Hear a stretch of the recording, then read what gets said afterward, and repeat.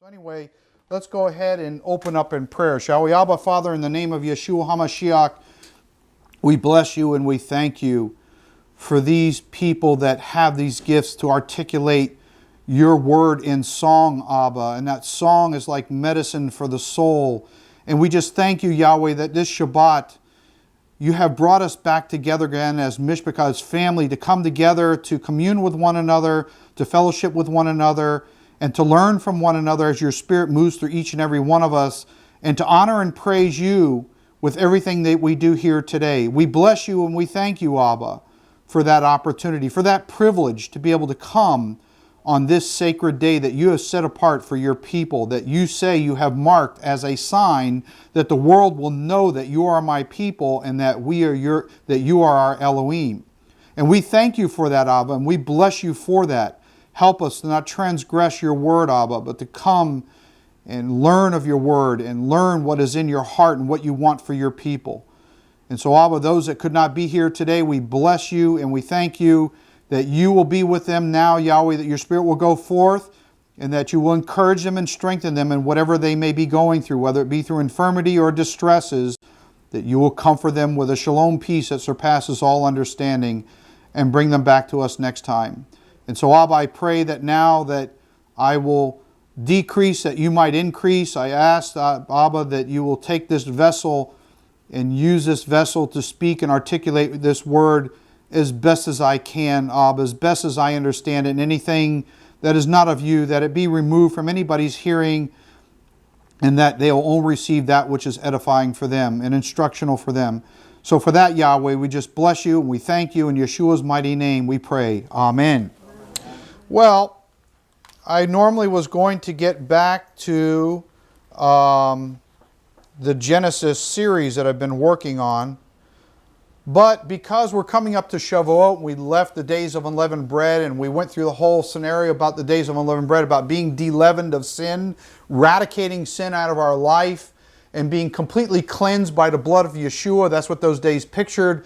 And I was talking about how even though those 7 days of unleavened bread have come and gone, that we should not go outside of those 7 days of unleavened bread to where we are today and forget about the fact that we should be remaining de-leavened and without sin and without transgression and without malice and anger and bitterness, unforgiveness and all those other things that creep into our lives on a daily basis because of the fact that this world is trying to choke the living daylights of Yahweh's word out of us.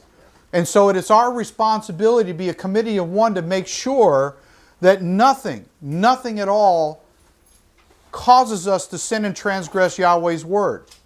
And so now what we do is we find ourselves coming up to Shavuot in the next couple of weeks. And so what Yahweh did is He took them out of Egypt and He took them through the Red Sea and He took them to Mount Horeb to bring them to the base of the mountain and to sing this marriage contract to His bride-to-be. And He's showing her the contract. He's saying, this is what I want you to do. Will you accept it? You let me take you out of Egypt and I've redeemed you. I've sanctified you. I have set you apart as a special people unto myself. And the whole world is watching. Now the question is that I brought you to the base of the mountain. I'm about to give you my ketubah, my marriage contract, and I need to know, will you say I do? Will you say I do? And so for those of us who believe in Yeshua, we are now coming up to that same day of Shavuot, which is the shadow picture, the rehearsal of what we do year after year on this day of Pentecost, where we say to Yahweh and Yeshua, yes, I do. I still maintain this marriage contract and I will not depart from it. I wish to stay de-leavened. The days of unleavened bread are gone, but I wish to stay de-leavened. And so I will make my way through Shavuot, and I will then look forward to the next feast day that comes on the horizon after that, which is Yom Teruah, which is the ultimate day in the whole history of the universe when the bride of Messiah will say, I have kept my garments white. I've kept them unspotted. I've done everything diligently that I could possibly do to not allow leaven to come into my life and disrupt my life and cause me to become defiled before my groom, the man that I'm going to marry. And I will anxiously wait on that day at midnight when the cry goes out and he comes out of his chambers And then he's seen all over the earth in the skies, and he comes back to take his bride, and he leaves everybody else behind. This is what we live for. This is why we walk this walk on a daily basis. And this is why we keep these feast days, so that each time the feast day comes up, each one of them uniquely has a special prophetic meaning in and of itself that we're not supposed to forget. And so I thought about different things that I've been experiencing lately and things that I see other people have been experiencing. And I thought to myself, Genesis needs to sit off to the side until after the feast day is over. Then we'll get back to it. There's a warfare going on. We are all fighting to hold on to our soul. We're all fighting to not have our names erased out of the book of life, but to be remaining in the book of life. Because once it's blotted out of the book of life, you're in trouble. You're in trouble. And so one of the main strategies that the enemy uses to take us out of this walk is this: combating the battle or the spirit of offenses. It happens to all of us at one point or another. Probably more frequently for some than for others.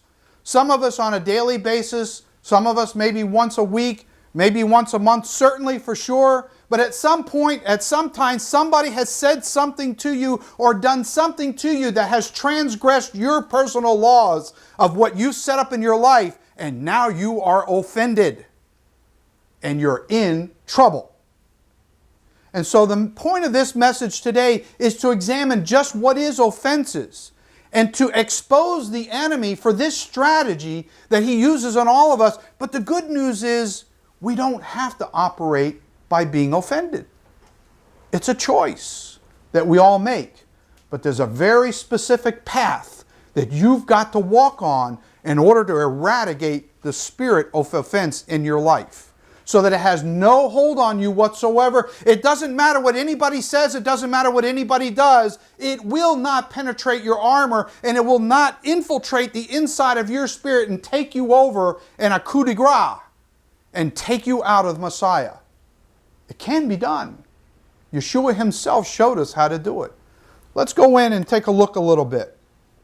So as I said before, we all suffer from this to one degree or another. Some of us are more gluttons of punishment in this way than others.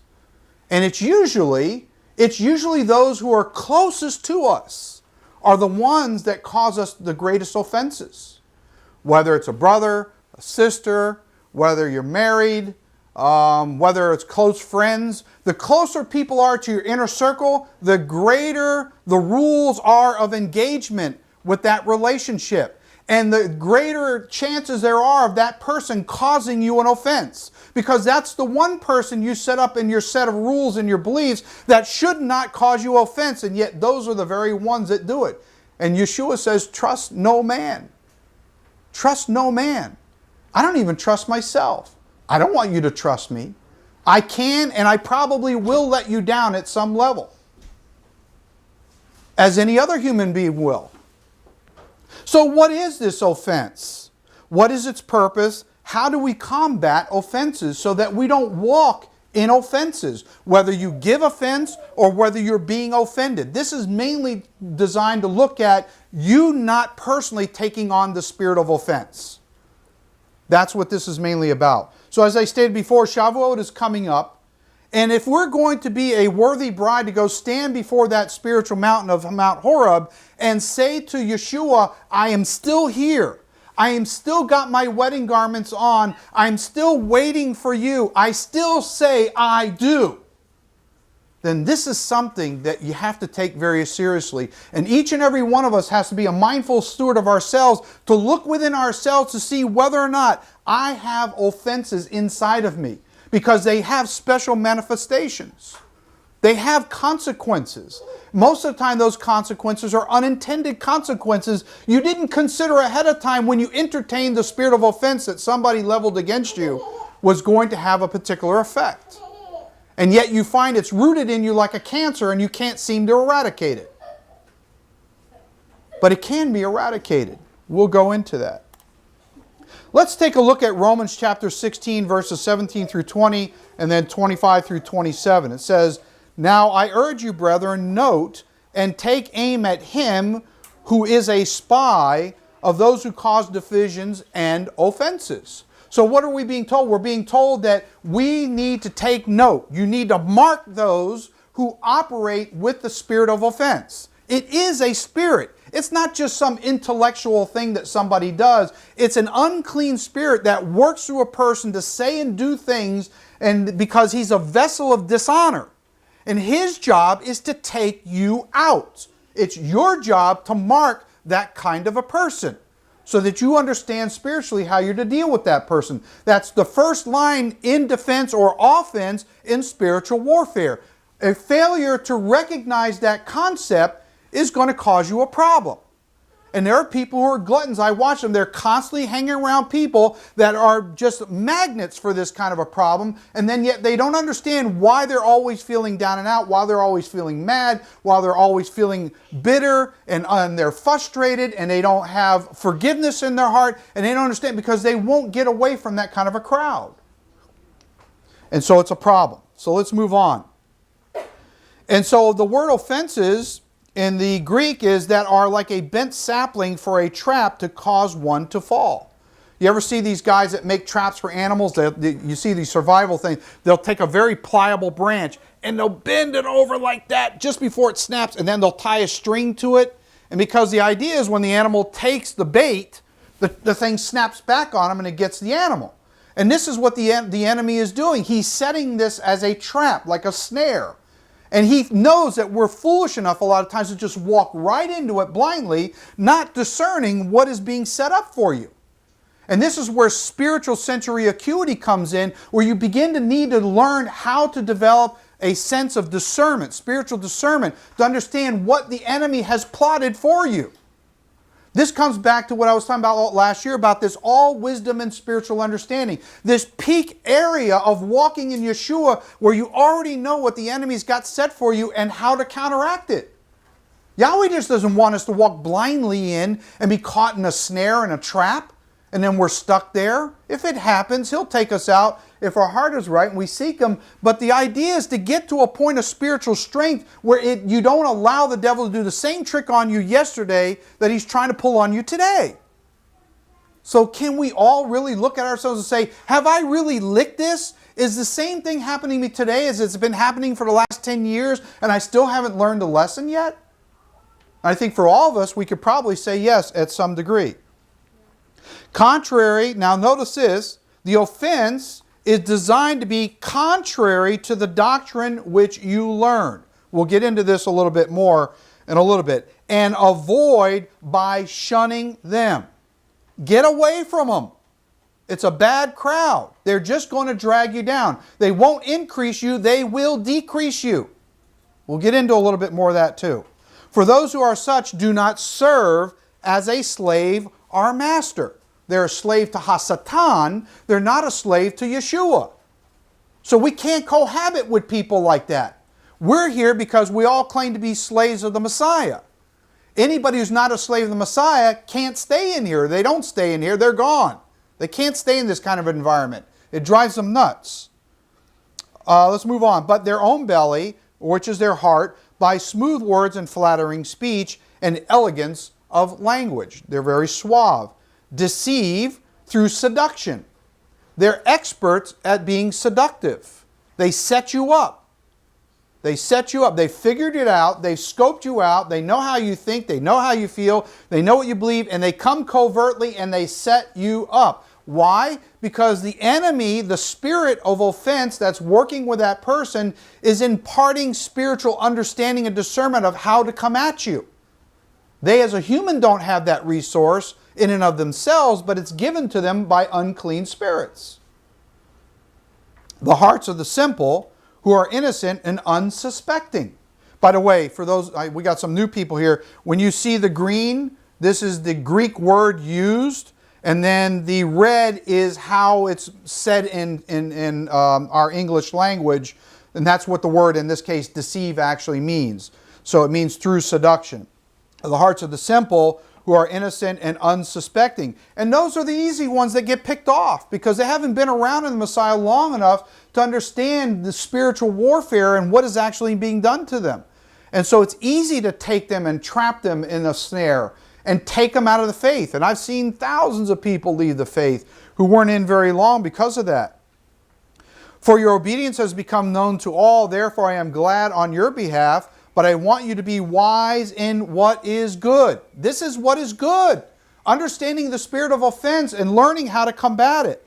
And simple and unmixed concerning evil. You see, that's what I just said. We can't mix.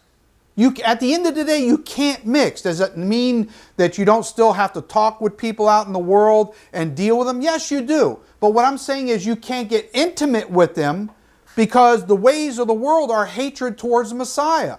You can't serve two masters. You either love one and you hate the other. So these are all foundational scriptural and spiritual principles that we must use when we are doing this kinds of battle.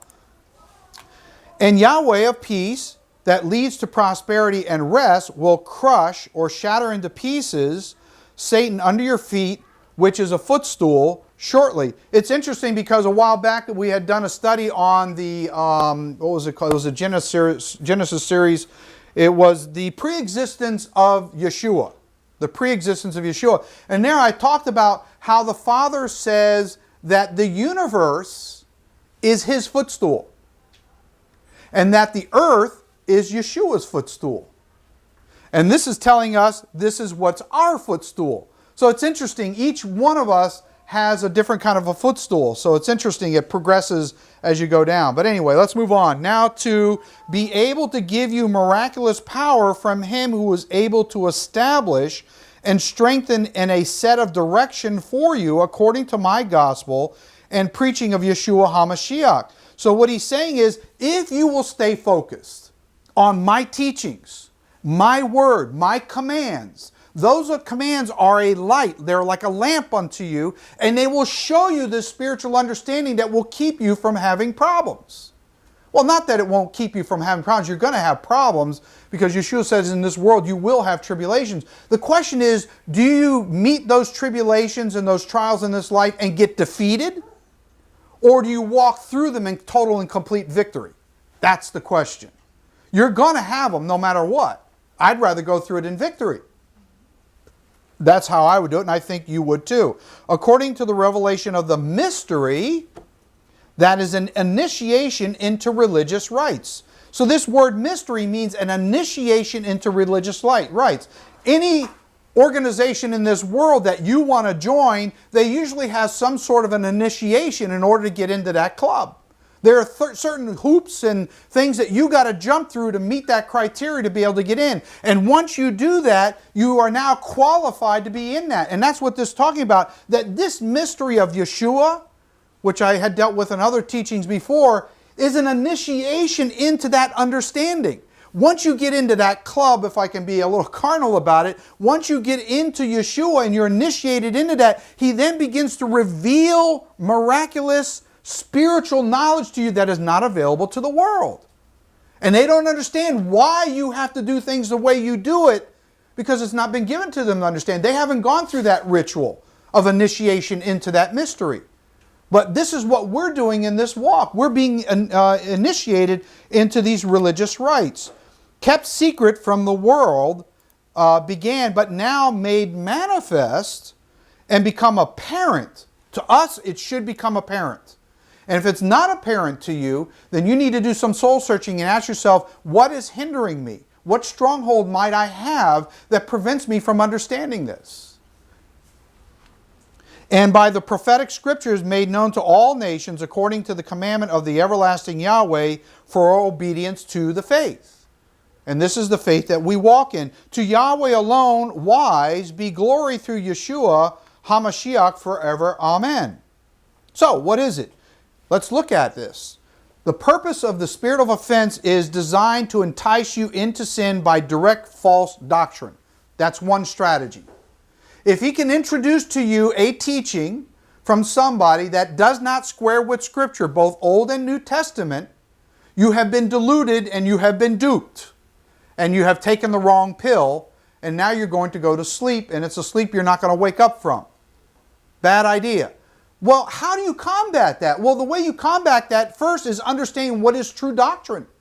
When you understand what is true doctrine, there's no way that any teacher can come to you and try to feed you some kind of foolishness and dupe you into accepting what he's saying. Yahweh will show you how to pierce through the fallacy of his argument and dissect it into minute pieces and completely annihilate it so it does not enter into your mind and thus does not have any entrance into your heart. But to do that, you've got to be well schooled. That means you need to study the Word, you need to test the Word, you need to operate in the Word so that that divine revelation can come to you. But if you reject that Word, it can't come to you. It must be accepted by faith. Even though you may not initially understand it, if you accept it by faith and say, Yahweh, I don't understand this concept, but I'm going to do it. Baruch Hashem. I'm going to do it, and I know that, and I have trust and faith and confidence that in time, you will show me through circumstances how this is applied and how it actually works in real life. And then you become effective. And now you become an enemy to the enemy, and you're somebody to be feared. Because after all, that's what Yahweh wants from us. He wants us to become disciples. He wants us to become like Yeshua. Yeshua says, you will do greater works than I had. We're not there yet, I don't think. But the potential is there if we can capture the concept and adopt it. So the enemy wants to cause you to sin, because if he causes you to sin and he entraps you in sin, in that snare, then you are disqualified and you cannot move beyond that point. You might have the greatest ideas in the world about things that you would like to do and accomplish in this world. You will not get there. I'm telling you, don't waste your time. You will not get there. You are stuck in the mud, and you will not get out of that mud until you confront that stronghold in your life and eradicate it. It's the only way that you're going to have the kind of miraculous power, the dunamis power, to break out of that cycle of defeat and get what you want in this life. Whether it's with Yeshua or things that you need in your life, whatever the case may be.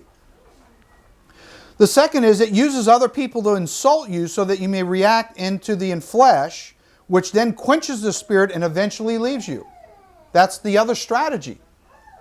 So one is doctrinal, to get you to have wrong beliefs, so you take yourself out. And if that doesn't work because you got good beliefs, maybe you have very strong belief systems, and I'll get into this in a minute, about rules that you set up for yourself about how people must conduct themselves in your presence. And so when people don't conduct themselves in your presence and the rules that you've set up for yourself, you become offended.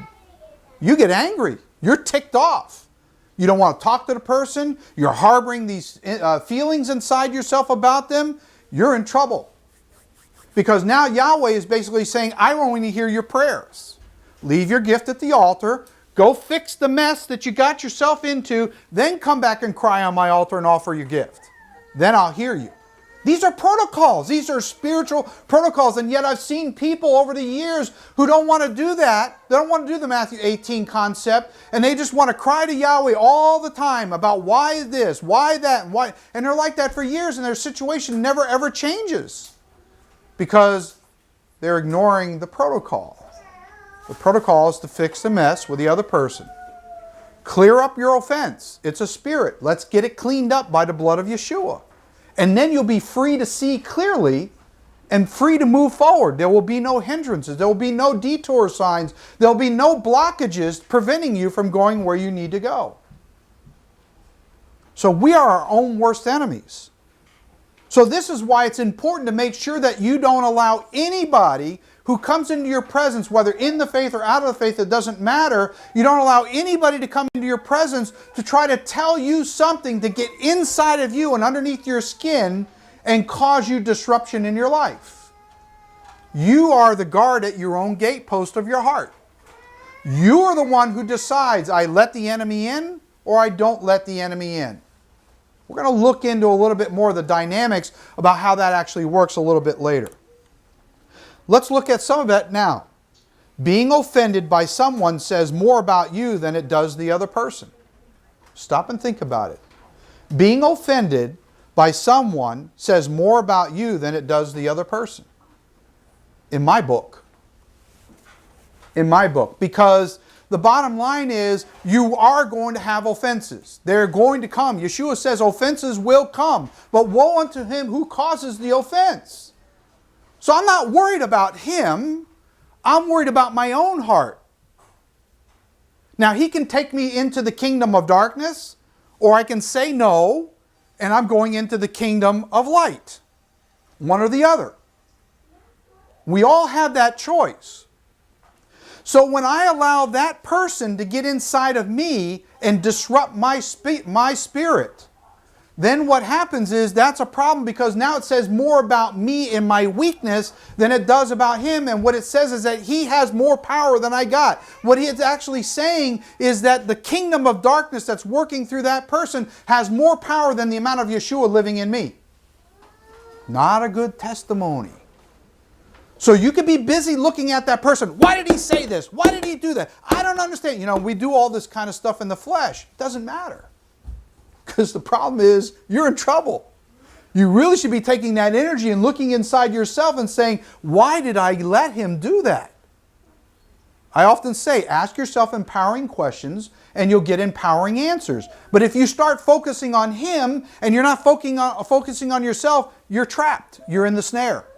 And you're not getting out until you have a paradigm shift. The other one is the opposite. Refusing the spirit of offense says more about you than it does the other person. Because what it says is, the buck stops with me. Nobody has taken me out. I see you exactly for where you are. I know exactly what you've done. I've seen 1,000 other ones like you come in behind you. You're a little more crafty, but I got your number. And I'm not allowing it. It's a choice. You choose. You choose. Now, I'm kind of oversimplifying this message a little bit in a certain kind of way, but there are certain strategies that we'll go through little by little to guard yourself. Tools to help you understand how to guard yourself so that you can start working on and understanding the spiritual strategies about how the enemy comes in through other people to disrupt your life. And it can be done. Look, you're looking at a guy, my brother here can tell you, he's known me probably longer than anybody else. They called me the bulldozer where I came from. I took no prisoners. I really didn't.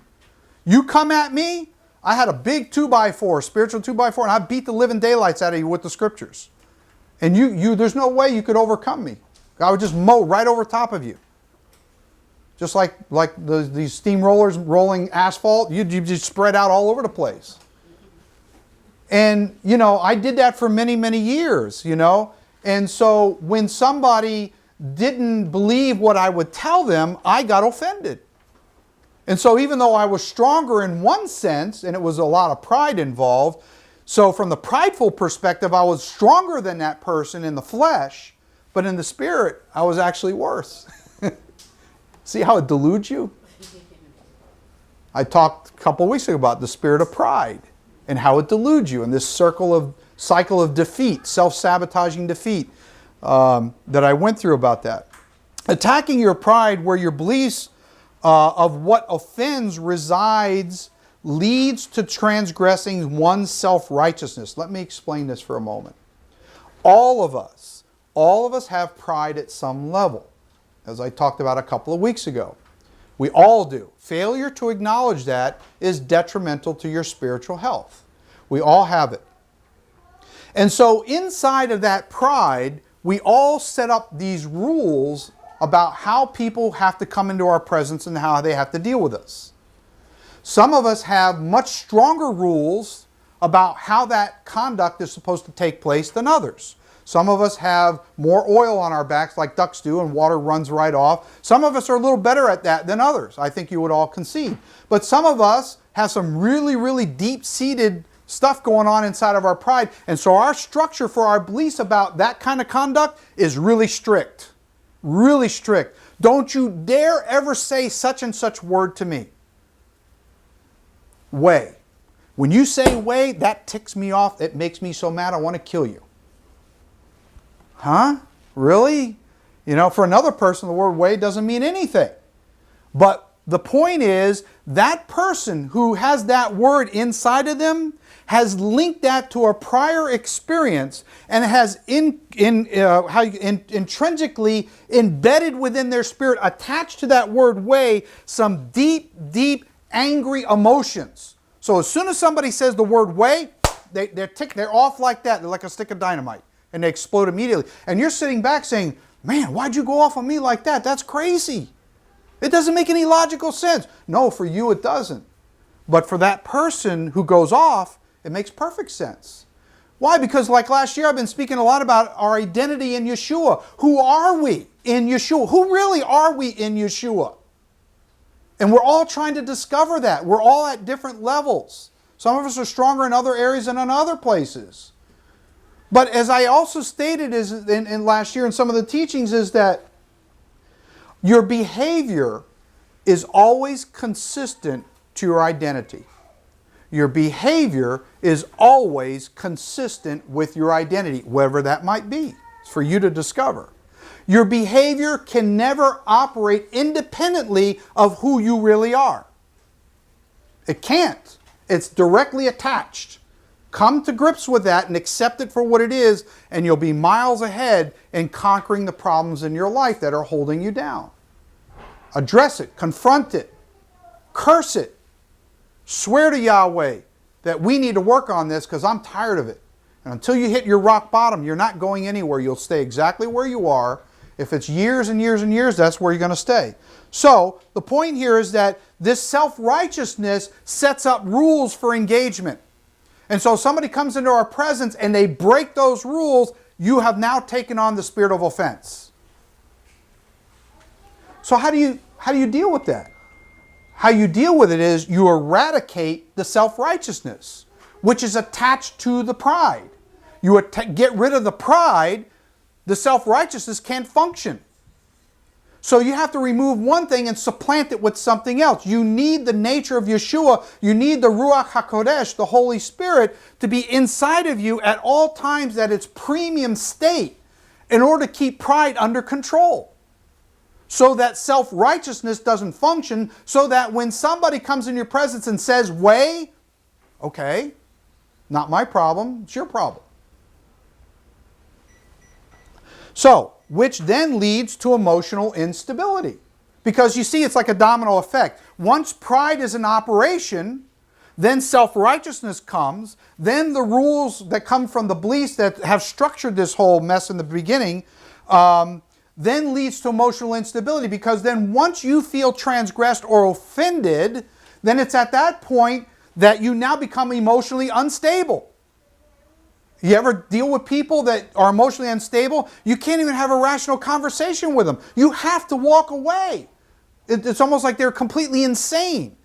You can't have a normal conversation. So this is what happens. This is the domino effect that takes place. And so we have to learn as individuals how to interrupt these patterns when they happen to us. And the first step is recognizing I've got the problem. It's like an alcoholic. Until he admits that I drink too much, you will never go to AA and get help.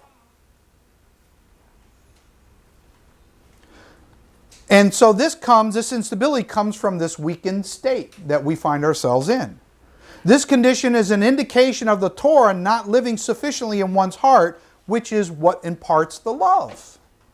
You see, it's the absence of Torah in your heart that allows the dominating spirit of pride and self-righteousness and all these rules to run and regulate your life.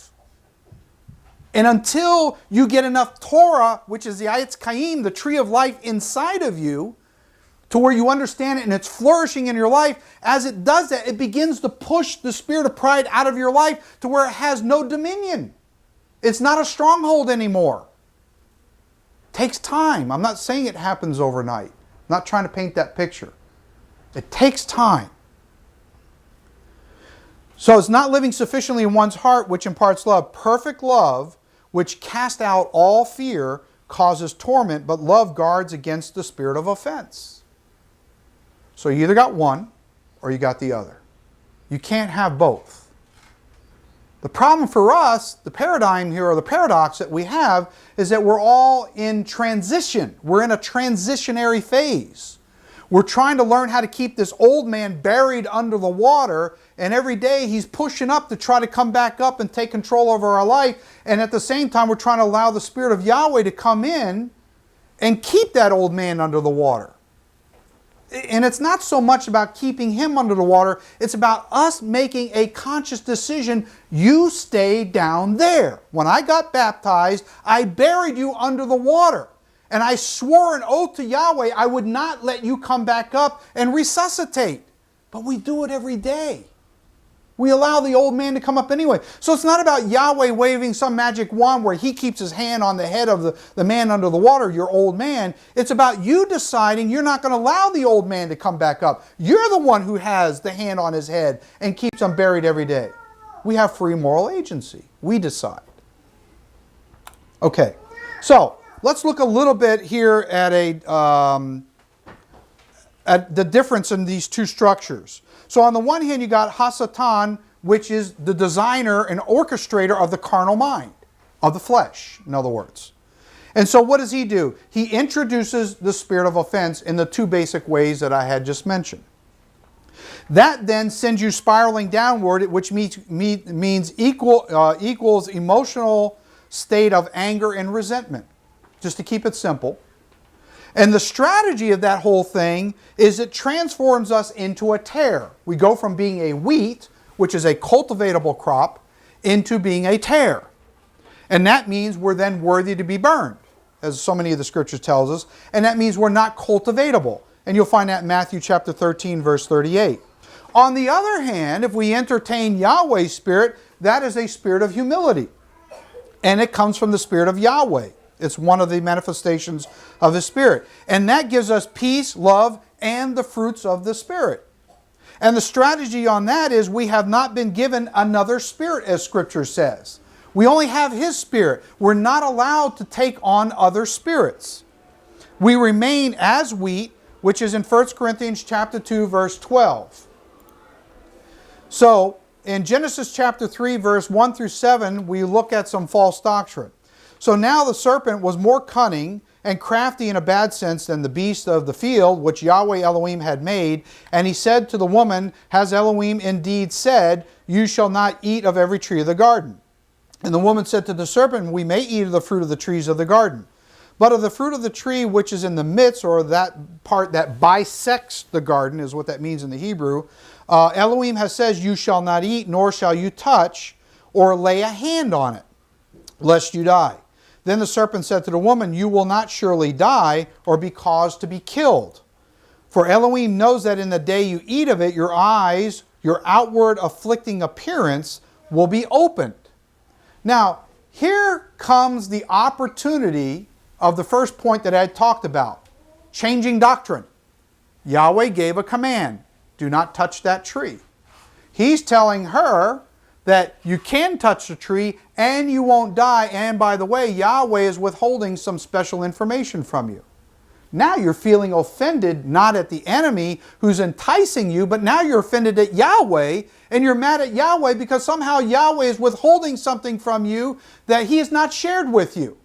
How many times has that happened to us? Where we find out a mate or a friend or somebody in our family knew something that could have spared you of trouble and did not want to tell you because they were holding something against you, and then you find out later that they knew about it, it could have spared you of a bunch of trouble. Now you're offended. I'm sure all of us can point to a time when that's happened to us. And there comes a defining moment.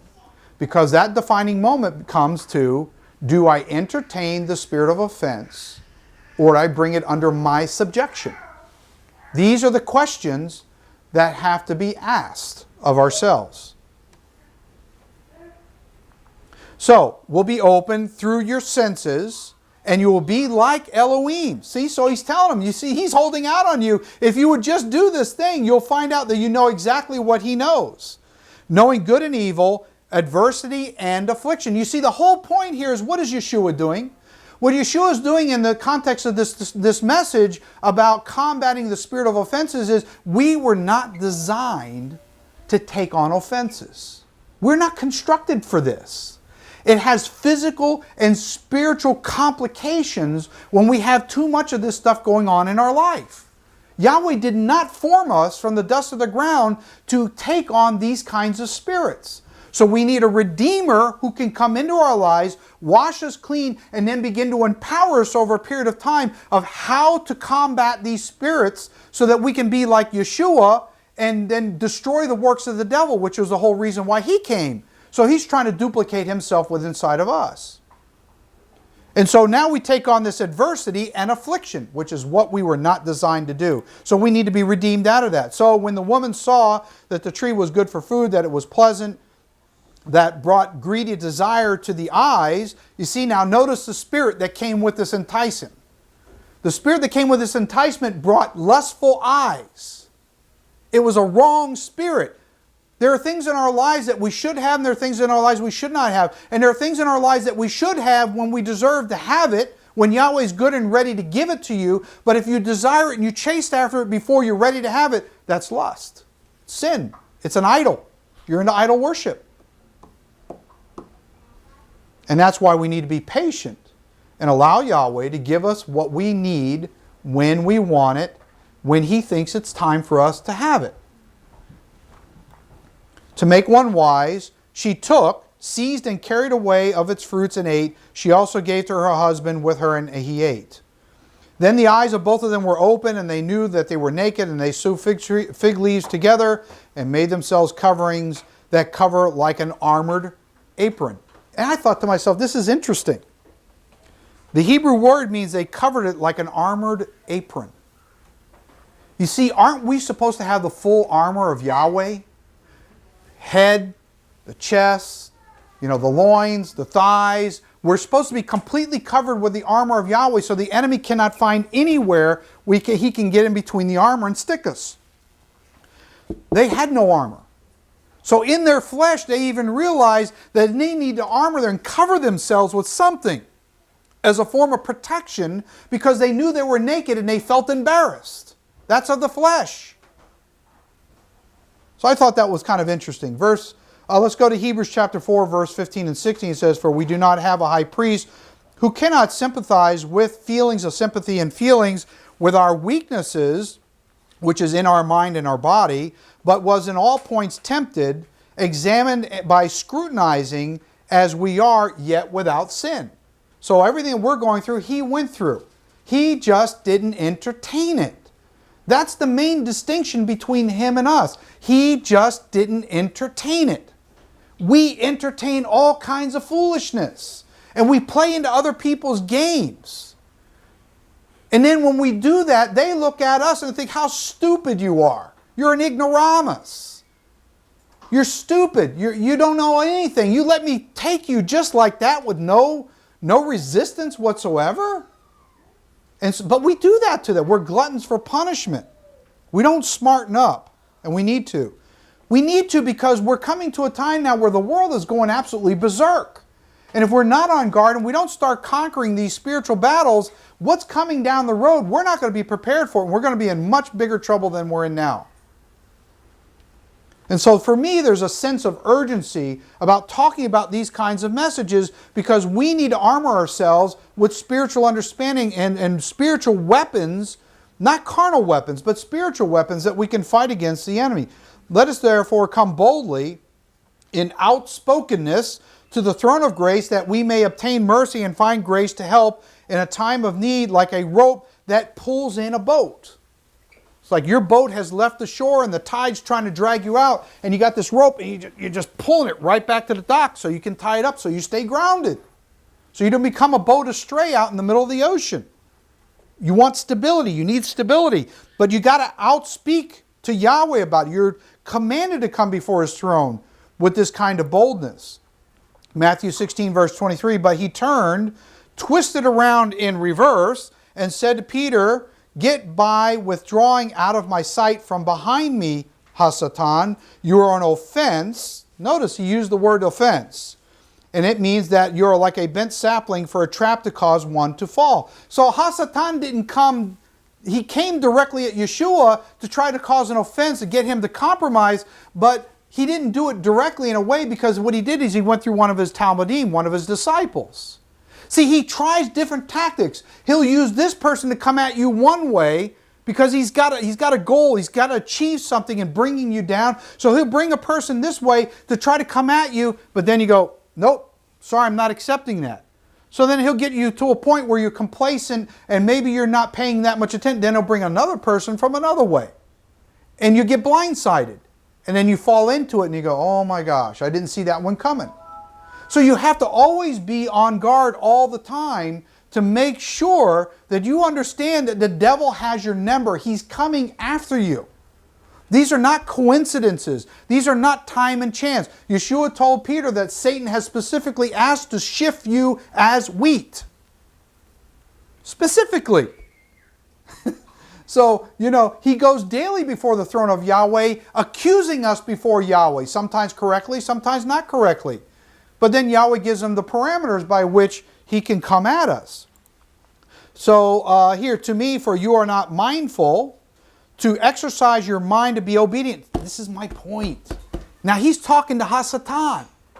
He's saying, get behind me, because why? Because you're not mindful, you have not set your mind focused to exercise your mind to be obedient. See, when we are not exercising our mind to be obedient, then we are then a slave to the enemy. And he freely comes in and takes us captive into the snare.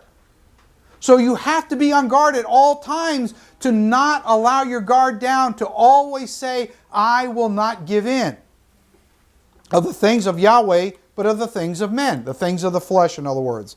In Romans chapter 5, verse 12 through 17, it says, therefore, just as though one man's sin entered the world, and death through sin, thus death spread to all men, because all have sinned. All have fallen short of the glory of Yahweh. So in Romans chapter 5, verse 12 through 17, it says, in verse 13, I'm not sure what I did there. I think I got to... No, I'm right. Sorry. Verse 13, for until the law, sin was in the world, but sin is not imputed. In other words, the word imputed means into your account, to be reckoned with. That's what it means in the Greek, when there is no law. So I think it's the Proverbs that says, for a curse without a cause shall not alight. So in other words, if somebody brings an accusation against you and you know in your heart of hearts you're not guilty, no matter what kind of hell you might go through that process, in the end Yahweh will vindicate you. Because if you did not cause the offense or the sin or the transgression, then no matter what people are trying to do against you, you will prevail. If you maintain your faith, you will prevail, as long as you're not fighting it in the flesh. Because if you're fighting it in the flesh, you're fighting it based on your pride, your own reasoning, and your own resources. And we can't do that. We can't do that. Let's move on. Verse 14, nevertheless, death reigned and ruled from Adam to Moses, even over those who had not sinned, by missing the mark to share in the prize. That's what that means in the Greek. According to the likeness of the transgression of Adam, who is a type of him who was to come. The second Adam, Yeshua. Verse 15, but the free gift is not like the offense. It's completely different. Which is, the offense in this case is intentional or unintentional sin, whether it's willful or unwillful. For if by one man's offense many died, much more the grace of Yahweh and the gift of the grace of one man, Yeshua HaMashiach, abounded so many. Verse 16, and the gift is not like that which came through one who sinned, in other words Adam, for the judgment, a decision against a crime, that's what that word judgment means, which came from one offense, resulted, that's going back to Adam it's talking about, resulted in condemnation, but the free gift which came from many offenses resulted in justification, which is a righteous decision based on Torah. Whatever the Torah's prescription is for rendering that judgment, that's where it would have come from. Verse 17, for if by one man's offense death reigned through the one, much more those who receive abundance of grace and of the gift of righteousness will reign in the life through the one, Yeshua HaMashiach. So in Romans chapter 9, verse 33, it says, as it is written, behold, I lay a Zion, a stumbling stone. This is Yeshua. This is prophesying about Yeshua. And a rock of offense. Yeshua is that rock. And whoever believes on him will be put to shame. Now this is in the New Testament, but it is taken from Isaiah chapter 8, verses 11 through 22. Let's take a little bit of a look at this. This is really interesting because this really speaks about the time where we are now. And so what it says in verse 11 is, "For Yahweh spoke thus to me with a strong, a prevailing, powerful hand." So it's almost like Yahweh reached down and just kind of grabbed them and held them with so much force that he couldn't move, he couldn't escape from it. Hand, and instructed with chastising blows of words in me, that I should not walk in the way of this people, saying. Now, I don't know how many of you have had it happen, but I've had it happen a lot of times. I've been in places where Yahweh kind of grabbed me in a similar way, and he spoke to me with a very, very stern type voice. Do not cut a covenant with this people here. Do not. And I knew, don't mess with that. There's something going on here that's way beyond my understanding. Do not. You may have to interact with them, but do not cut a legal agreement with them. Do not make a covenant. And so that scares me when I hear that, because that means I need to be on guard. Something's going on here that soon I'm going to find out what it is, and I do. With chastising blows of words in me, that I should not walk according to the way of this people, saying, do not say conspiracy. Last week we spoke about conspiracies. I said I had some scriptures to talk about this a little bit. But the word conspiracy basically really means in the Hebrew an unlawful alliance. An unlawful alliance concerning all that this people call a conspiracy. Nor be afraid of their threats. Now, you'll see here in a minute where this is kind of going, but just to prelude this a little bit, this is really talking about us. This whole set of scriptures is talking about us, them versus us, so to speak. Nor be afraid of their threats, nor be troubled. Yahweh of hosts, him you shall hallow, who is morally clean. Let him be your fear, and let him be your dread. He, in verse 14, will be as a sanctuary, but a stone, a building stone of stumbling, and a rock that has sharp edges. See, this rock that it's talking about in Hebrew means it has very sharp edges. Of offense to both houses of Israel, the Ephraimites, the lost sheep of the house of Israel. Many in the church don't know who they are. They are the lost sheep of the house of Israel. And they're in open rebellion. They just don't understand it. As a trap. Here we go back to this word trap again. This is interesting. As a spring net and a snare, a noose for catching animals to the inhabitants of Jerusalem. So this is being a little more specific about Jerusalem. And many among them shall stumble in the weakness in their legs, and they shall fall, be broken, be snared and taken in the net. Verse 16, bind up the testimony, seal and close up the mark of the law, the Torah. Seal and close up the mark of the Torah. What is the mark of the Torah? Shabbat. It is the sign that I have given my people to prove to the world, these are my people, and I am their Elohim, and that they may know. That is the mark. It always has been the mark all through history. And so in the Hebrew, this word katham means close up a mark of the law. So there comes a point that we who are struggling to understand Torah, struggling to get the Torah into our hearts, our flesh that Yahweh has given us, and walk the Torah as Yeshua walked the Torah, so that the love can be imparted to our spirit, so that we are without offense. There comes a point where that law or that Torah has reached a certain measure in Yahweh's people, and that's why he's making the statement about this time. Seal it. Mark it now. We also read in the book of Revelation, it says about what I believe is the Philadelphians, is that there's coming a point where he marks 144,000 who what?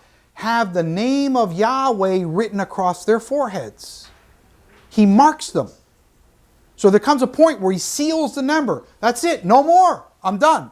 This is the moment I've been waiting for the whole history of the physical universe that I have spoken from the beginning.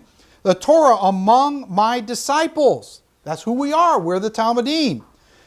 Which means instructed ones. Verse 17, and I will wait as one being pierced on Yahweh, who hides by concealing his face from the house of Jacob, Ephraimites, and I will hope in him. Here am I, and the children whom Yahweh has given me. We are for signs and wonders in Israel from Yahweh of hosts who dwells in Zion. See, what he's saying is, we are walking this walk and staying out of offenses, out of sins, out of transgression, having the law of Yahweh fulfilled in our hearts so that we reach the full measure and stature of Yeshua, having the full completeness of his love working in our hearts to the point that we become signs and wonders.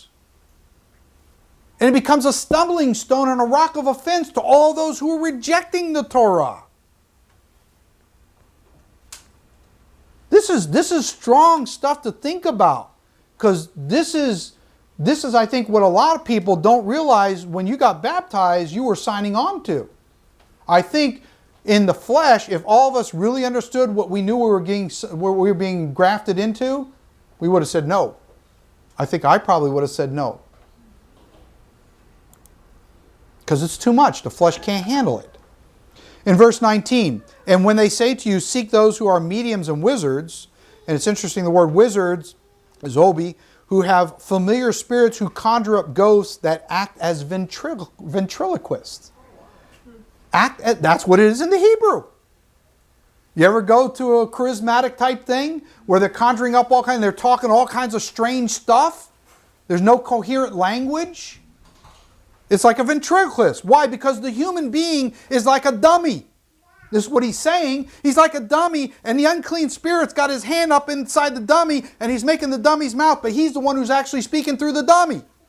And we got a lot of people who are dummies, and they're allowing the devil to seduce them into these unfamiliar spirits, and he's speaking these kinds of things through these people. And then they're seducing other people. Comes back to the offense again. They're getting people to part with sound doctrine. What does it say? At the end times, people will not be able to endure sound doctrine.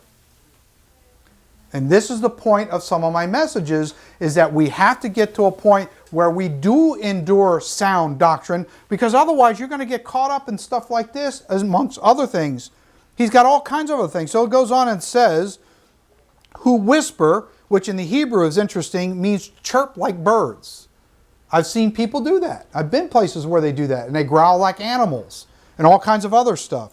And mutter. And the word mutter means in Hebrew, dagah, is in pleasure of being angry. Have you ever met people that just like to be angry? And they like to vent and find any excuse to argue and fight? I'm sure all of us have seen stuff like that. But it's a spirit. Spirit is an anger. I've had to cast spirits out of people who classified themselves to me as a spirit of anger. That was their name. And that's what they like. And they just torment people. Should not a people seek their Yahweh? Should they seek the dead on behalf of the living? Because some of these people, they pray to the dead as channels. Okay, verse 20. To the law or the Torah and to the testimony. If they do not speak according to this word, what word? Torah. If they do not speak according to the word of Torah, it is because there is no light in them. The Torah is a lamp to our path. It is a light. It is righteousness. It defines what righteousness is. Even in the carnal world, people in this carnal world who don't follow Yeshua have their own form of righteousness. And they have rules and regulations within themselves about how you should conduct in their life. And I would say a lot of it is actually scripturally moral. They just don't accept Yeshua, but they have some form of morality. Because in other words, why did you steal from me? I don't like it when people steal from me. There's nothing wrong with that. That's a correct belief to have, even though they're in the world. I applaud that. But even they have their rules. So anyway, let's move on. Proverbs chapter 6, verse 23 says, for the commandment, or mitzvah, which comes from the Torah, is a lamp, and the law a light. Reproofs that corrects the way of instruction as a warning are the way of life. The Torah corrects you. It tells you when you are wrong. It tells you where sin resides in your life when you didn't know it before because you never read the scriptures before. 1 John 3:4. Sin is the transgression of the Torah. That is the biblical New Testament description of what sin is. But when everybody is saying we don't need the Torah, we don't need to keep the commandments because Jesus died for us and we have grace, we don't need the commandments. Well, wait a minute. You're still living in sin, willful sin. And you're doing exactly what I've been teaching today, which is what we should not be doing, is saying that the law is done away. They will pass through it hard-pressed and hungry. And it shall happen when they are hungry that they will be enraged and curse their king and their Elohim, which is Yahweh. It's not a physical one. It's a spiritual. And look upward. They will look to the earth and see trouble and darkness, gloom and anguish, and they will be driven into darkness. In 2 Corinthians chapter 6, verse 3 to 10, it says, we give no offense. This is the Apostle Paul talking. We give no offense. And that means occasion for sin in the Greek, in anything, that our ministry may not be blamed. You see, if we're the originators of offenses, then rightfully people can blame us for things that we have done. And it's held against our account. That our ministry may not be blamed. Verse 4, but in all things we commend ourselves as ministers of Yahweh in much patience, which is cheerful endurance. Take your lumps with joy and gladness. That's not easy to do. And I will say this, you can't do it in the flesh. So if you are ticked off and you're angry and you're yelling and screaming about why is this happening to me, you are clearly by definition in the flesh and not in the spirit. If you didn't understand that before, note that. You are in the flesh. And that means the devil has complete reign and authority over you at that moment. It takes a person who gets into the spirit and refuses the enticements of the flesh who can put on cheerful endurance. Thank you, Yahweh. What I try to do is I tell Yahweh, I say, when I'm going through this, I thank you, Yahweh. It's not pleasant, but help me to make it pleasant. I know that when I come through this, however long this is, I'm going to learn something spiritual through this that will make me stronger today than I was yesterday. It's what you focus on. And if you focus on the negative aspects, you're going to get the negative. If you're going to focus on the positive, you will get the positive. It comes down to a choice. You are being enticed. It's decision time. It's time to stop operating in the spirit of offense and accepting offenses and generating offenses. Because when you are in the spirit of generating offenses, you now have legal rights of other people coming and levying offenses against you. When Yeshua says, he who lives by the sword, dies by the sword, your mouth is a sword. If you're wielding it to cause offenses, somebody else is going to come with their sword of their mouth and they're going to start slicing you in return. Stop living by the sword of your mouth. The tongue is the most unruly member of our body. Just like the rudder of a ship, as Scripture says. A little rudder steers a huge ship in whatever direction it wants to go. And our tongue is very dangerous. Let's see. But in all things we commend ourselves as ministers of Yahweh in much patience, which is cheerful endurance, in tribulations, which is stress. Tom went under a lot of stress. This week was extremely stressful for me. In needs, in distresses, in stripes, which are physical afflictions, in imprisonments, in tumults, which means instability and disorder. So you ever been in a situation where your life, everything is falling apart around you? It seems like every time you try to grab something, pull it back up, this falls down, that falls down. Everything's just going crazy and berserk around you. That's what it's kind of talking about. In labors, which is weariness of work. How many of us work so hard, we're so tired that when we come home at the end of the day, we don't have any energy to do anything. That's the spirit of tiredness. Spirit of laziness, spirit of complacency. You have to fight against. It's literally a spirit that's trying to keep you from doing what you need to do. It works on your flesh and it makes your flesh so tired, it gets to your mind. When it gets to your mind then tells your spirit, go down, take a rest, take a chill pill. I'm tired, I want to be lazy, I don't want to deal with this, I don't want to deal with that. That's the flesh. In that moment, you're in the flesh. When you're in the spirit, you tell the flesh, take a very long walk off a very short pier. Yeah. You are in subjection to me. I am not in subjection to you. Get that straight. You got to have a take no prisoners mentality when it comes to spiritual warfare like this. You can't roll over and play dead and let the enemy run roughshod all over you and turn you into chopped meat. I like hamburgers, but I don't want to be cooked like that. Anyway, let's move on. In sleeplessness, in fastings, here's something interesting. I did not know this. In fastings, the Greek word here, voluntary or otherwise, including the Day of Atonement. Did you know the Day of Atonement was in the New Testament? There it is, in the Greek. This word, fastings, applies to the Day of Atonement in the Greek. Of course, you won't read that in your English Bible, but it's there. Because people say, where do I find something like that? Well, there's the Greek word that describes it right there. 2 Corinthians chapter 6, verse 3 to, now we're continuing, and we're in verse 6. By purity, by knowledge, by long-suffering, by kindness, by the Holy Spirit, by sincere love. See, sincere love comes from getting Torah into your heart. So by getting Torah into your heart starts to impregnate you with a level of understanding of love that can now come out of you. Before, it's external. Now it's supposed to be internal, and then it goes out of you. We're a vehicle for that to work if we allow it. Verse 7. By the word of truth, by the power of Yahweh, by the armor, an instrument of warfare. So this word armor in the Greek actually means it's an instrument of warfare. That's what it means. Of righteousness on the right hand and on the left. And it's interesting, this word left in the Greek that is the side that is the second best. The side that is the second best. See, the right hand, when you look from Genesis to Revelation, everything that deals with the right side is favor. The side that receives or takes and receives. But the left side is where the goats are. It's not quite as good.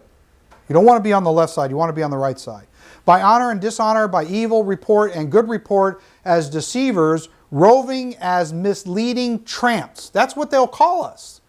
Roving and misleading tramps, but yet true. See? But the world can't receive truth because it's not of the truth. So they're going to call us these kinds of names and tell us that we're off our rocker, but we're the ones who actually have the truth. As unknown, not having intelligence. We're going to be classified as not having intelligence. And yet well known. As dying, and behold, we are still alive at the same time. As chastened, yet not killed. As sorrowful, yet always rejoicing. As poor, yet making very many rich. Why? Because you're supposed to go out and make disciples of other men. So when that happens, it goes to your account and there's rejoicing, you know? Because you're making them rich, because you're taking of your abundance and you're imparting it to them, and it makes their life rich. As having nothing, yet possessing all things. We are to inherit the universe. This is what we're heirs of in time. 1 John chapter 4, verse 17 through 21 states, love has been perfected and completed in your character. See, this is where I'm getting to towards the end now. It's about completing this love in us to the point of perfection. This is where the rubber really starts to meet the road, because this should be incumbent upon all of us to want to attain to this level. If you really want to function in the body of Messiah, and you really want to keep the devil off your back, and you really want to have the kind of authority that you really want to have, and you're searching your heart and yet it seems to elude you, this is where the rubber meets the road. Among us in this, that we may have boldness in the day of judgment, which is by divine law, because as He is, so are we in this world. See, we are supposed to be walking as Yeshua walked. And He walked with complete domination and authority on this earth. And He has given us that same kind of a spirit as well. It's just that in our limiting beliefs, we don't really believe it. And so we become our worst enemy, and the enemy uses that against ourselves. There is no fear in love, but perfect love casts or throws violently out fear. See, offenses stems from the flesh, as I said earlier, but that's where fear resides also. Fear is of the flesh. It's not of Yahweh. It's of the flesh. Because fear involves torment. But he who fears has not been made perfect in love. Why? Because that person has not gotten enough of Torah in his heart where he can walk it out and have an understanding of how Torah is fulfilled as love. If you reject the very vehicle that shows you how to manifest love, you can't manifest love. You might manifest a worldly concept of love, but that's not divine love. That's of the world. It's a worldly kind of love. It's sensual in nature, which is a spirit. It's not divine. But it mimics the real love. The difference is, when somebody in Yeshua walks with you in love, they walk with you until they just keep walking. When somebody in this world is working with you in the worldly kind of love, they walk with you up to a certain point and they say, sorry, I can't go with you anymore. That's how you make a distinction between the worldly love and the divine love. There's a major difference there. Because fear involves torment, but he who fears has not been made perfect in love. We love him because he first loved us. If someone says, I love Yahweh and hates his brother, he is a liar. For he who does not love his brother, whom he has not seen, how can he love Yahweh whom he has not seen? And in verse 21, this commandment we have from him, that he who loves Yahweh must love his brother also. But in order to do that, you need to understand how to righteously deal with your brother. Particularly if your brother or sister is a difficult person who's operating many times in the flesh. And it's a test for you. It's a trial for you. Either he is going to seduce you into his way of thinking, or you're going to conquer him and bring him over to your side. That's it. Either one of the two is going to win. It's a matter of which one is more stubborn and persistent in their approach to the situation. So, why do we need to be on guard? I hope that at least at some level I have talked about that. Well, let's look at Matthew chapter 24, verse 3 through 14, because this is where I believe we're starting to come to now, which is where I kind of started off with. So in verse 3 it says, Now as he sat on the Mount of Olives, the disciples came to him privately, saying, Tell us, when will these things be? And what will be the sign of your coming and the end of this age? And Yeshua answered and said to them, Take heed that no one deceives or causes you to roam from the truth of you. And that is Torah. And so that's why you have the man of sin. That's why you have the lawless one who comes on the scene, who is called the beast. He's lawless because he's anti-Torah. And he's going to persecute everybody who is Torah observant. Not the ones that claim to believe on the blood of Yeshua. That means nothing. It's those who believe in Yeshua and have the blood of Yeshua on them and covering them, but they believe in the tree of life, the Torah. That's why he's called the lawless one.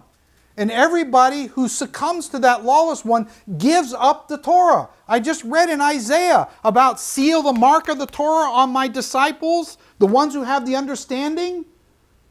Those are the ones that say no to the beast. I don't give in. If I have to lose my head, I lose my head. But that group he was speaking about was not those who will lose their head. Those are the bride of Messiah. Those are the ones who get marked and they are protected. And they'll be taken away. That's another story. We won't go into that now. Okay, for many will come in my name that has authority. See, we call on the name of Yeshua, Yahusha, Yeshua, whatever you want to call, however you want to pronounce it, because that name means salvation. I am salvation. He who calls on my name will be saved.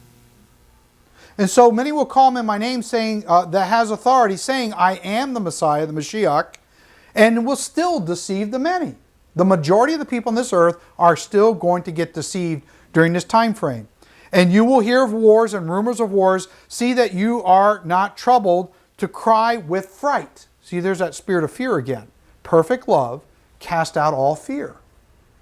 Those who are truly following Yeshua, those who are really incorporating the Ayitz Chaim, the tree of life, the Torah, the way of righteousness into their lives, and they're walking it and they're understanding it and they're executing, are the ones that will cast out all fear. For all these things must come to pass, but the end is still not yet. For nation will rise from inactivity against nation. That is pagan. In the Greek, it says pagan. These are pagan or Gentile nations, and kingdom against kingdom, and there will be famines, which is a scarcity of food, pestilences, and earthquakes in various places. Verse 8, all these are the beginning and the commencement. Anybody ever been to a commencement of a ceremony? It's the beginning of a ceremony. It's not the middle, it's not the end. These are the signs of how it begins. Of sorrows, which is pain from childbirth in the Greek. I was surprised to see that. That word odin means pain from childbirth. And we're told that the church will have birth pangs come upon it as a woman travails in labor to give birth. Then they will deliver you up to tribulation for pressure. Ever hear that song by Billy Joel? Pressure, pressure, you know? And so we're going to have intense pressure on us and kill you, and you will be hated by all nations for my name's sake. Verse 10, and then many will be offended that are like a bent sapling for a trap to cause one to fall. That's what that scandal means in the Greek. Will betray one another and will hate one another. See, this betrayal means that you're going to be indulging, or those who are in this category will be indulging in offending. Offending. They'll go around offending. They'll be falsely accusing brothers and sisters of different things, and they will be causing offenses. And will hate one another. Then many false prophets will rise up from inactivity and deceive the many. Verse 12. And because lawlessness, which is violation of the Torah, will abound, the love of many will grow cold, which means evaporating from them to the point of being chilled. That's what it means in the Greek. Evaporating. You see, you just don't lose the love of Yahweh in one day if you had it.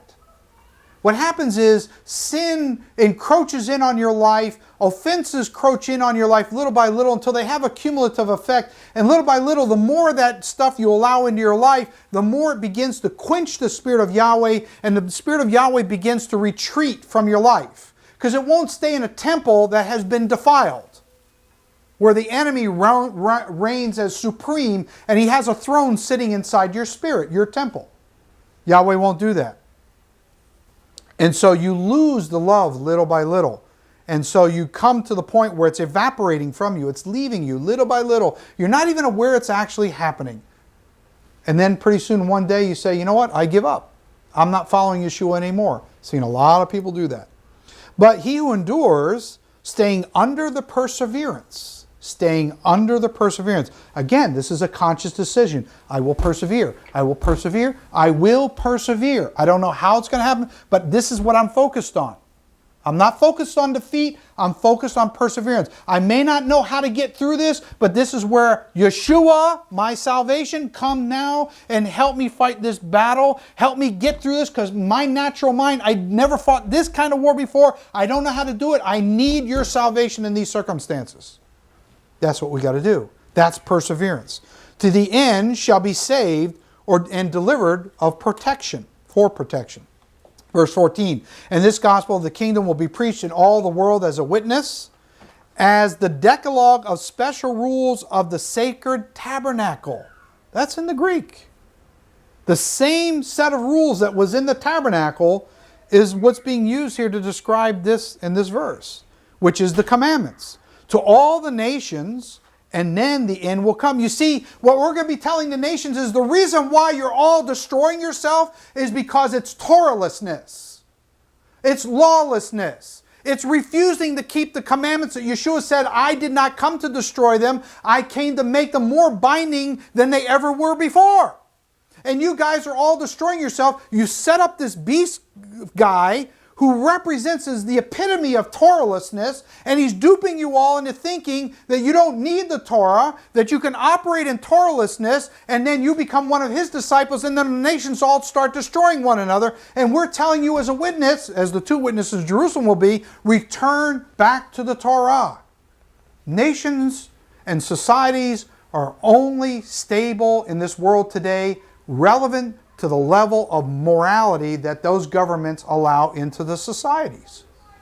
And the more Torah leaves those societies, the more destabilization you have. You have more crime, you have more financial problems, and it just goes on and on and on. And this is what's happening in this country because we're becoming more antinomian, more anti-Torah to the nations, and then the end will come. In Romans chapter 13, verse 10, it says, love does no harm to a neighbor. Therefore, love is the fulfillment, and this word in the Greek means as performed by filling one up of the law. But yet we're being told by the church today, the law's done away. Don't fill up on the law. Get away from the Torah. You don't need it. You have Jesus, that's enough. That's not what this is saying in the Greek. If we'll just dig, if we'll have a heart of flesh and not a heart of stone, and stop allowing teachers to tell us false doctrine. That's why it says they will not be able to endure sound doctrine in the end times. This stuff is really not that hard, but we've been duped. We've been duped. And we don't understand the whole point of this. And so we become offended. I've had people who become offended when I tell them. I had a very close friend of mine recently who became highly offended because I told him he needs to repent of his sins. And he says he's already following Jesus. He doesn't need to do that. And he's not talking to me today because he's offended. We've been friends for over 30 years. But the kind of offense I gave him was a witness. It's not classified as a negative offense. I was trying to save his life. He just didn't understand it. So I have to be not offended at his offense in return. It's his choice. Anyway, John chapter 5, verse 2 through 3, we're going on here. In verse 3 it says, "For this is the love of Yahweh, that we keep by keeping our eye on it and guarding it from loss or injury, His commandments." The church says it's done away. This is saying that we need to keep our eye on it and we need to put a guard around it, keep it from injury. Which one is it? Can we come to our senses and have a consensus about how this is supposed to be dealt with, how we're supposed to believe? Yet it seems we can't. And His commandments are not burdensome, which means weighty with burdens. I know for those of you that have been walking the Torah for some time can clearly say, you don't find the commandments to be a burden. I don't find the Sabbath to be a burden. I find it a delight, as it says in Isaiah. It's a delight. Don't call my Sabbath a burden. Call it a delight. And it is. Let's go to 1 John chapter 2, verse 3 through 6. Something's wrong here. No, verse 3. "Now by this we know that we know Him if we keep His commandments." See the word if? We know Him if we keep His commandments. So the opposite can be true too. How can you say that you know Him if you don't keep His commandments? We don't ask that question, but clearly that's in here if you choose to ask that question. So if you don't keep the commandments, you don't know Him. Pure and simple. There's only one vehicle to be able to know Him. So verse 4, "He who says, I know Him," and now these are strong words.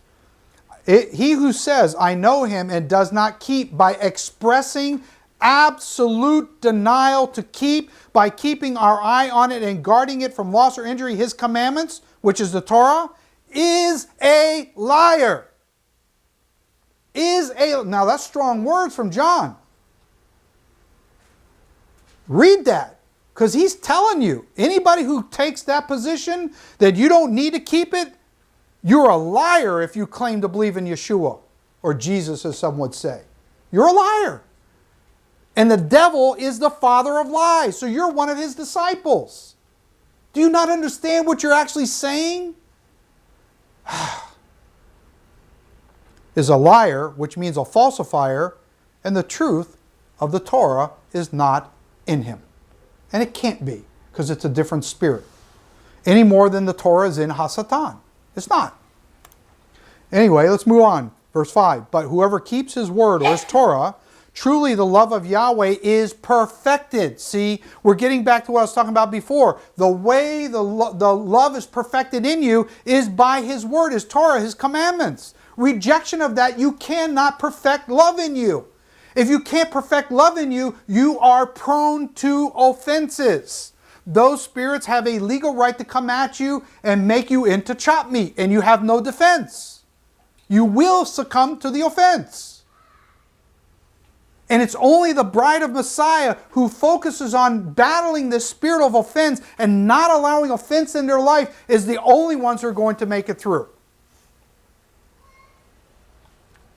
to the wedding feast. Completed in character. That word perfected means to be completed in character. I know I'm not complete. There's no way I'm complete. I know I'm not. In Him.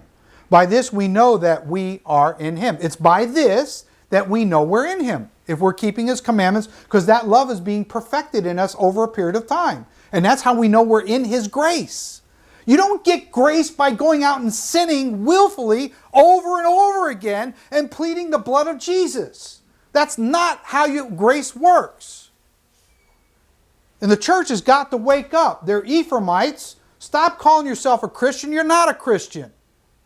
It's a misnomer. You're an Ephraimite. You're from the tribes of Israel. And you need to come back to Torah. Stop listening to those fools over there. Verse 6, he who says he abides in Him ought himself also to walk just as He walked. Now, did Yeshua or Jesus walk around violating the Torah? No, He did violate Talmud. They accused Him of being a lawbreaker in that sense, but that's perfectly fine. I'm a Talmud breaker myself. And I hope you are as well, because Talmud is the righteousness of men, not from Yahweh. So in conclusion, let's read Psalms chapter 119, verse 165 through 166. Great peace, not just shalom, but great abundant shalom peace, that is safety and prosperity, have those who, I thank Sharon for this, because this is one of my favorite scriptures and I forgot to put it in here. Thank you, Sharon. Have those who love, and that word love means with affection. It's not about mechanically keeping the Sabbath. It's about loving the Sabbath in your heart, because what it does, what Yahweh's Spirit pours out on you, what you get out of the Sabbath. Have those who love with affection your law, your Torah, and nothing that exists that causes them to stumble. There is no weapon formed against you in the Torah. It's telling you here there's no weapon formed against you that can prosper. It's telling you that here too. That one's in the New Testament. This one's in the Old Testament. It doesn't exist. Because if the love is perfected in you, there is no weapon that can come against you. There is no spirit of offense that stands a chance of taking you out. Can't happen. Or enticed to fall. Verse 166, Yahweh, I hope for your salvation, Yeshua. There's Yeshua in the Old Testament. I hope for your salvation, Yeshua. The salvation of victory, health, prosperity, and I do your commandments. End of the story. I hope that what I presented here today gave you something to think about, something that you can look inside of yourself intrinsically and dig down inside there and understand, yes, I've got this. Yes, I've got that. I may not have understood where that came from. I may not have understood where that came from, but I think I got a little bit of an idea of what it is. Now, Yahweh, help me to get this thing weeded out of my life. It's a weed that's been in there too long. I'm tired of being held down. I'm tired of defeat. I'm tired of self-sabotage, constantly recycling itself in my life over and over and over again and never ever being able to break loose. I'm tired, Yahweh. I'm at that point in my life, Yahweh, where I've had enough. I'm looking around the world. I'm seeing everything going berserk. I'm seeing everybody going nuts around me. I'm seeing people losing their sense of well-being, and they're becoming sick in mind, in body, in spirit. And I can't get along with people anymore. And I'm finding more of an alienation. Something is going on in this world. And I'm at a point now where something has got to change in my life. I can't be held down by this anymore. It's got to break. And it's got to break now. There's no more time to waste. It's got to happen now. I want victory. I can taste a little bit of it on my tongue. I can smell the aroma. It's out there somewhere. I don't know where it's coming from, but I can smell it. It's within my grasp if you can just show me how to do it. I don't know how to do it. Yeshua, my salvation, come. I'm ready now. I've fought you. I've argued with you against this my whole life, and I didn't want to face it, but now I want to face it. You brought me to this point now with all the tribulations I've been through in my life, and you brought me to the point where I said, okay, I do. I accept your Torah. I accept your ketubah. I accept your marriage contract, and I want to make it to the next feast, which would be Yom Teruah, where I can marry the groom. And then let's this be done, and let's be about the Father's real business, which is to restore this world that will go through chaos and confusion through the tribulation, and they will be traumatized, and there will be many offenses from one nation against another, one tribe against another, one culture against another, one language against another, one religion against another. And it will be us who are kings and priests who will need to bring reconciliation back to the nations and bring peace. In Yeshua's mighty name. Abba, in the name of Yeshua, we thank you, Abba, for giving us the understandings that you put in your word, Abba. If it wasn't for your word, Yeshua, written down on these pages, we would not stand a chance. Maybe you could have done it another way, but thank you, Yahweh, for giving us your word. And most of all, thank you for giving us your Ruach, your Spirit, which is the Spirit of truth that will lead us into all truth if we'll just allow it. And that therein is the problem, Abba, because so many of us are fighting in the flesh, and we don't want to give up the flesh. We don't want to give up our pride. We don't want to give up our anger, our own self-righteousness, and all the rules that we make in our own lives about how people have to act when they come into our presence, as if somehow we are king and we're a ruler and everybody's got to bow down to what we want. That's not what we're about, Yahweh. We're about establishing your word on this earth. We're about making disciples of men. We're about showing people to the way of righteousness, that the love of Yahweh, the love of you, Abba Father, can be perfected in us as you did it in Yeshua. He showed us the way. May Yeshua, our salvation, come and help us with our weaknesses. In His name we rest, and in His blood. Amen.